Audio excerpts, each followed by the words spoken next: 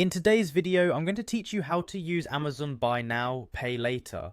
This feature allows you to spread the cost of your purchases over time, which can be super helpful for budgeting and managing your expenses.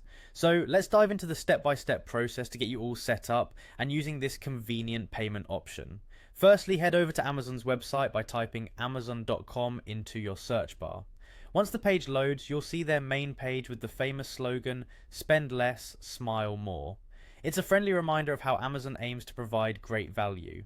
On the top right corner next to their logo, there's an option that says Sign In.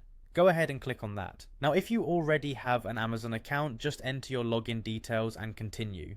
If you're new to Amazon, you might have to spend a few minutes creating an account. It's pretty straightforward, just follow the prompts and you'll be ready to go in no time. Once signed in and on the home page, take your attention to the top right again where you'll find Account and Lists. Hover over that and you'll see a drop down menu revealing more options. Click on Account to take you to your account page. On your account page, there's a list of all sorts of services Amazon offers. What you're looking for is the section labelled Shopping Programs and Rentals. Clicking on this will expand your options again. Here's where you encounter your key tool, Buy Now, Pay Over Time. Select this option to learn about Amazon's installment payment plans. Once you're into the Buy Now, Pay Later section, you'll see all the details regarding terms and conditions of making purchases on an installment basis. Make sure to read through these carefully so that you're well informed about any potential interest rates or fees that might apply.